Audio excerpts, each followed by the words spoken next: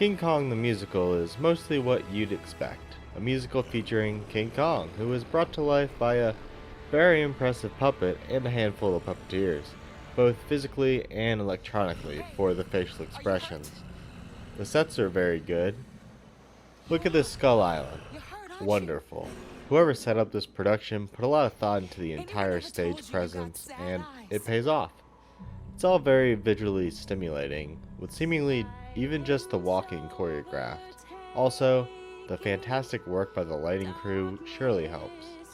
Not even just that, Skull Island scene. Kong's first appearance is also extremely well done. The whole scene, the lighting, the effects, the sound, the imagination put into it. In one part, the props are used as props carried by the crew and then moved around to make a scene background prop, and I thought that was very cool. The Kong puppet is impressive, especially his facial expressions.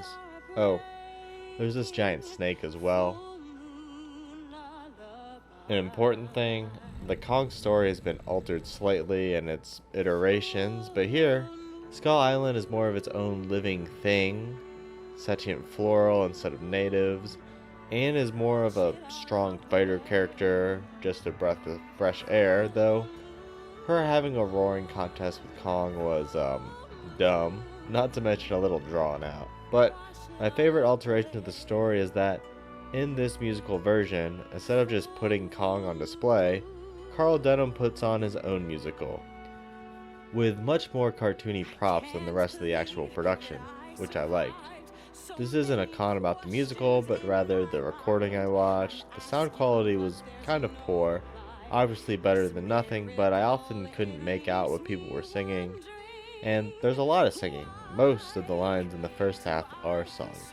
Earlier, I applauded the in-musical's difference in quality of props so that it was easy to tell what was real in terms of the actual musical world, but at one point, the in-musical's music shifts and accompanies Anne, who is singing a tune Carl doesn't recognize, and it is just confusing, or more weird actually. If it wasn't part of the musical, and we haven't shifted away from that and into the actual musical world, it should have just been silence when she was singing. King Kong the Musical may not have impressed me musically, either the lyrics or the accompanying arrangements, but the story changes, the prop use, the phenomenal lighting, and the puppet, which is probably one of a kind, or at least I've never seen or heard of anything like it, is reason enough to check this out if you ever get a chance. Thanks for watching.